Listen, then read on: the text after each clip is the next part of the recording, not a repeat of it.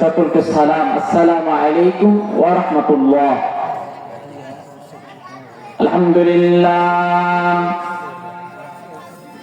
আলহামদুলিল্লাহ নাহমাদুহু ওয়া নাস্তাঈনুহু ওয়া নাস্তাগফিরুহ ওয়া নাউযু বিল্লাহি মিন শুরুরি আনফুসিনা ওয়া মিন সাইয়্যাতি আমালিনা। من يهده الله فلا مضل له ومن يضلله فلا هادي له ونشهد أن لا إله إلا الله وحده لا شريك له وأن محمدا عبده ورسوله. فقد قال الله تعالى في كلامه المجيد وفي فرقانه الحميد. সবাই জবান ছেড়ে বলেন আউযু বিল্লাহি মিনাশ শাইতানির রাজীম। বিসমিল্লাহির রাহমানির রহিম। তাবারাকাল্লাযী বিয়াদিহিল মুলক ওয়া হুয়া আলা কুল্লি শাইইন কাদির। আল্লাহু আকবার। الذي خلق الموت والحياة ليبلوكم أيكم أحسن عملا وهو العزيز الغفور. بلن الله أكبر. وقال الله تبارك وتعالى أقيموا الصلاة وآتوا الزكاة واركعوا مع الراكعين. إن الله وملائكته يصلون على النبي صلوا عليه وسلموا تسليما. اللهم صل على مولانا محمد وعلى آل سيدنا مولانا محمد. তুই দরুদ পড়িয়ে নবী মনের তৃপ্তি মিটে না। এতই দরুদ পড়িয়ে রাসূল মনের তৃপ্তি মিটে না। মরণকালে দিও দেখা, রোজ হাসরে দিও দেখা, এ তো মনের আনাদনায়। আল্লাহুম্মা সাইয়্যিদিনা মাওলানা মুহাম্মদ। সমুদয় প্রশংসা সেই মহান রব্বে কারীমের দরবারে, যে মহান রব আপনাকে আমাকে এ পর্যন্ত আসা এবং বসার মতন তৌফিক দান করলেন, সেই মালিকের দরবারে সবাই একবার শুকরিয়া আদায় করে আলহামদুলিল্লাহ। সে মানবতার মুক্তির দূত সাইয়্যিদুল মুরসালিন খাতামান নবিয়্যিন, নবীদের নবী, শ্রেষ্ঠ নবী জনাব মুহাম্মদুর রাসূলুল্লাহ। সকলে একবার বলি সাল্লাল্লাহু আলাইহি ওয়াসাল্লাম। আমার ভাইরা একটু জিকির করেন লা ইলাহা ইল্লাল্লাহ, জোরে লা ইলাহা ইল্লাল্লাহ। কোরআনের মাহফিল শুনবে যারা, আল্লাহর কাছে প্রিয় তারা, আল্লাহর কাছে প্রিয় যারা, জান্নাতে প্রবেশ করবে তারা। জোরে লা ইলাহা, জোরে লা ইলাহা ইল্লাল্লাহ। হায় হায় বহু দূরে মায়াদিনায় আমরা আমরা কেমনে যাব জানি না, বলেন বহু দূরে মদিনায় আমরা কেমনে যাব জানি না। দয়ার আল্লাহ দয়া করো, পুরাও দে মনের বাসনা, জোরে লা ইলাহা জোরে লা ইলাহা ইল্লাল্লাহু মুহাম্মাদুর রাসূলুল্লাহ। আমার ভাইরা রে, আর লম্বনে গভীর কাল মনোযোগ লাগান ভাইরা রে, ও ভাইরা রে, ও বন্ধু রে, আমি আয়াতে কারিমা তেলাওয়াত করেছিলাম, তাবারাকাল্লাযী বিয়াদিহিল মুলক ওয়া হুয়া আলা কুল্লি শাইইন কাদির। আমার ভাইয়েরা, সূরা মুলকের ভিতরে রব্বুল আলামিন ডাক দিয়ে বলে, হে দুনিয়ার মানুষেরা, তাবারাকাল্লাযী বিয়াদিহিল মুলক, আমি আল্লাহ হলাম সমস্ত ক্ষমতার মালিক। বলেন তো সমস্ত ক্ষমতার মালিক কে? আমার রব্বুল আলামিন ডাক দিয়ে বলে, হে দুনিয়ার মানুষেরা, তোমাদের যেখান থেকে ক্ষমতা শেষ হয়ে যায় সেইখান থেকে আমি রবের ক্ষমতা শুরু হয়ে যায়। বলেন আল্লাহু আকবার।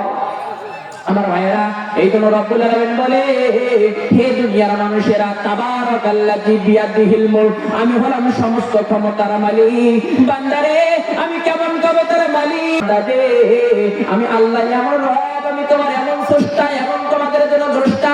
আমি রব্বুল আলামিন মাতৃগর্ভ থেকে আমি জীবিত বাইর করতে পারি, মরা বাইর করতে পারি। আমি রব্বুল আলামিন এমন রব, আমি আবার প্রতিবন্ধী মানুষের গর্ভ থেকে সচল মানুষ বাইরে করতে পারি। বলেন আল্লাহু আকবার। রব্বুল আলামিন বলে, বান্দারে শুধুমাত্র তাই নাই, আমি মৃত্যুকে জীবিত করতে পারি, আবার জীবিতকে মৃত্যু করতে পারি। এই জন্য তো রব্বুল আলামিন বলেন, হে দুনিয়ার মানুষেরা, যেখান থেকে তোমার ক্ষমতা শেষ হয়ে যায় সেইখান থেকে আমি রবের ক্ষমতা শুরু হয়ে যায়। আর রব্বুল আলামিন বলেন, হে দুনিয়ার মানুষেরা, আমার চাইতে এই পৃথিবীর জমিন, আসমান এবং জমিনের মধ্যে আমার চাইতে কেউ শক্তিদার আমার কেউ নাই। জোরে বলেন আল্লাহু আকবার। এই জন্য তো রব্বুল আলামিন বলেন, তাবারাকাল্লাযী বিয়াদিহিল মুলক ওয়া হুয়া আলা কুল্লি শাইইন কাদির।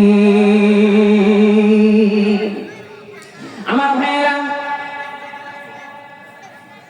দ্বিতীয় নম্বরে বলেন, হে দুনিয়ার মানুষেরা, আমি আল্লাহ বলে দিচ্ছি, আল্লাযী খালাকাল মাউতা ওয়াল হায়া লিয়াবলুয়াকুম আইয়ুকুম আহসানু আমালা। হে দুনিয়ার মানুষেরা, আল্লাযী খালাকাল মাউতা, আমি আল্লাহ সৃষ্টি করলাম আগে মরণ, আর মরণের মাধ্যমে তোমার জন্য যেটা পরকালের জীবন শুরু হয়ে যাবে, হে দুনিয়ার মানুষেরা, সেটাই হলো তোমার জন্য আসল জীবন। বলেন আল্লাহু আকবার। আমার ভাইয়েরা, জীবন আগে না মরণ আগে। আমার বন্ধুগণ, আমরা জানি যে জীবন নিয়ে আমরা বেঁচে আছি, এই জীবনটা মনে হয় জীবন। ও বন্ধুগণ, না না না, পবিত্র কোরআনে কারীমের মধ্যে আমার আল্লাহ বলে দিয়েছেন, এটার নাম কখনো জীবন নয়, এটার নাম হলো মরণ। আল্লাযী খালাকাল মাউতা, আমি আল্লাহকে সৃষ্টি করলাম মরণ, আর মরণের মাধ্যমে হাসর মিজান খুলতে না খুলে যে জীবনটা তোমার জন্য শুরু হয়ে যাবে, ও বান্দারে, সেটাই হলো তোমার জন্য আসল জীবন। বলেন আল্লাহু আকবার। আমার ভাইয়েরা, এই পরকালীন জীবনটাকে সফল করার জন্য, এই পরকালীন জীবনকে সফলতা করার জন্য, এই পরকালের জীবনকে জান্নাতি জীবন করার জন্য, এই পরকালীন জীবনটাকে সুখময় করার জন্য আজকে এই সোনার যুবকরা এই মাহফিলের ব্যবস্থা করেছে। কথা বলেন ঠিক না বেডি? আমার ভাইয়েরা, এই পাঁচটি এলাকার যুবকদের জন্য আমি অন্তর থেকে দোয়া করে গেলাম, হে কাবার মালিক, এই পাঁচটির গোড়াই কল্যাণের যুবকদেরকে আল্লাহ তুমি কোরআনের জন্য কবুল করে নাও। ও কাবার মালিক, শুধুমাত্র তাই নয়, এই পাঁচটির গোড়াই কল্যাণের যুবকদের জন্য আল্লাহ আমি দোয়া করে দিলাম, মালিক রে, এই যুবকদেরকে আপনি আব্দুল্লাহ ইবনে মাসউদের মতন কবুল করে নেন। ও রব্বুল আলামিন, এই যুবকরা এত খাটাখাটনি করার পরে এত কষ্ট করে ও রব্বুল আলামিন শুধুমাত্র তোমার বান্দা তোমার বান্দীদেরকে কিছু কোরআনের কথা শোনার জন্য ও রব্বুল আলামিন এই বন্ধু ব্যবস্থা করে দিয়েছে। ও কাবার মালিক, এই যুবকদের জন্য আমি একজন যুবক হয়ে দোয়া করে দিলাম, আল্লাহ গো, যিনি কিয়ামতের মাঠটা কায়েম হবে, এই যুবকদের কোনো আমল থাক আর না থাক, ও কাবার মালিক এই মাহফিলের রচনা করে কাবার মালিক রে, ও কাবার মালিক লাউহে কলমের মালিক, এই মাহফিলটা রচনা করে আজকের যে যুবক ভাইগুলো এই যে মাহফিলের বন্ধ ব্যবস্থা করে দিল, আল্লাহ তাদেরকে বিনা হিসাবে আপনি মাফ করে দেন, বলেন না আমিন। খারাপ লাগতেছে আমার ভাইয়েরা রে, আমার আলোচনাটা ওই রকম ছিল না। আমি বলতেছিলাম কি, এই যে আমরা আল্লাযী খালাকাল মাউতা ওয়াল হায়া, এমন একটা আমরা জীবন পাবো, পরকালের জীবন। আমার ভাইয়েরা, ও ভাইয়েরা, আপনি আমি যে পরকালের জীবনের মধ্যে যাব, জীবনে যাওয়ার পরে আমার ভাইয়েরা পরকালে যে আমরা চলে যাব, পরকালের প্রথম মন্দির যেটা, সেটার নাম হলো কবর। কথা বলেন ঠিক না ব্যাডি? এ ভাইয়েরা, আপনি যদি পরকালের জীবনের মধ্যে আপনি যদি কবরে যদি আপনি ছাড়া পেয়ে যান, আপনার জন্য হাসর মিজান ফুলসিরাত আপনার জন্য সহজ হয়ে যাবে, বলেন আল্লাহু আকবার। আমার ভাইয়েরা, আপনি যদি কবরে ধরা পড়ে যান, আপনার জন্য অবস্থা খুব খারাপ আছে। আমার ভাইয়েরা, এই জন্য আমি একটা আয়াতে কারিমা বলেছিলাম, আকিমুস সালাহ ওয়া আতুজ যাকাত ওয়া রাকাউ মা'আর রাকিব। আমার ভাইয়েরা, আজকের যে যুবকগুলো এই মাহফিলের ব্যবস্থা করেছে, যুবকদের জন্য আমি 5টা গুণের কথা বলে যাই।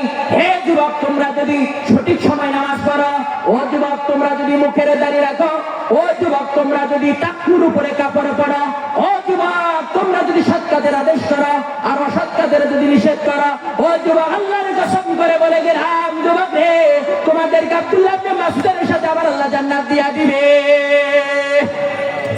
আমার ভাইয়েরা রে, হযরত ওমর রাদিয়াল্লাহু তাআলা যখন মৃত্যুবরণ করবেন, এক আবু লুলু নামক এক ঘাতক এসে তাকে আক্রমণ করেছে।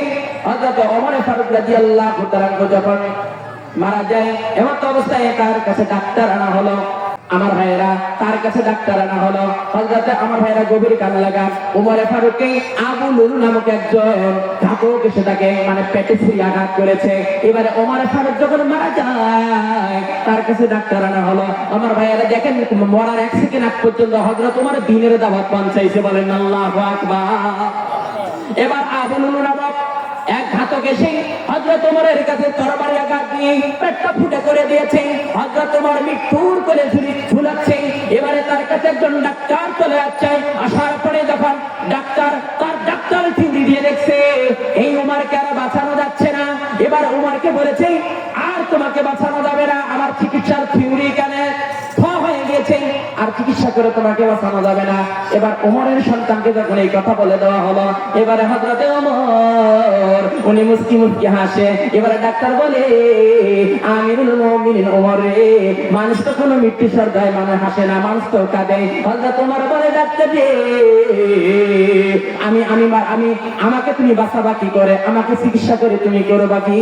আমি ওমর, আমার এই নাকের মধ্যে আমি তো জান্নাতের ঘ্রাণ পাইতেছি, বলেন আল্লাহু আকবার। হযরত ওমর বলে, ডাক্তার রে, আমি তোমাকে শেষ একটা দাওয়াতি কাজ তোমার কাছে পৌঁছে দিয়ে যাই। আমি ওমর তো মারা যাব, আমি ওমর মারা যাব, তবে তোমাকে বলে দিচ্ছি রে, আমি এখন মারা যাব, আমি জান্নাতে, আমি এখন আল্লাহর সন্নিকটে চলে যাব। আমি ওমর, ও ডাক্তার রে, তোমাকে একটা দাওয়াতি কাজ পৌঁছে দিয়ে যাই। ও ডাক্তার রে, আমি নজর করে দেখতে পারতেছি তোমার পরনের কাপড়টা, তোমার পরনের পায়জামাটা টাকনুর নিচের মধ্যে চলে গিয়েছে। হে ডাক্তার, তুমি এই টাকনুর উপরে কাপড়টা তুমি পরো, বলেন আল্লাহু আকবার।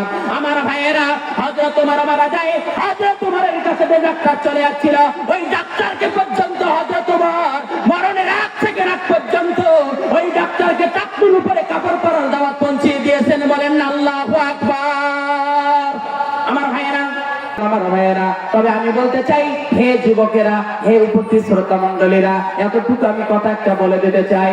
আজকে যেমন সোনার যুবকরা দেখেন কত সুন্দর মাহফিলের ব্যবস্থা করেছে, এরকম করে যদি নামাজের পিছনে শ্রম দিত, আল্লাহর কসম এই সোনার বাংলা হয়ে যেত। কথা বলেন ঠিক না ব্যাডি?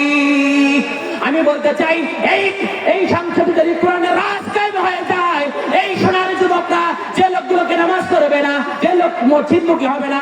আমার বিশ্বাস কোরআনের রাস্তায় মহিলে তাদেরকে ধরে ধরে মসজিদমুখী করানো হবে, আর নামাজ না পড়লে পাশার মধ্যে 50টা বাড়ি পিটানি দেওয়া হবে। এই রাস্তায় আমার মনটা বলে সংসদে পাশ হবে। কথা বলেন ঠিক না ব্যাডি?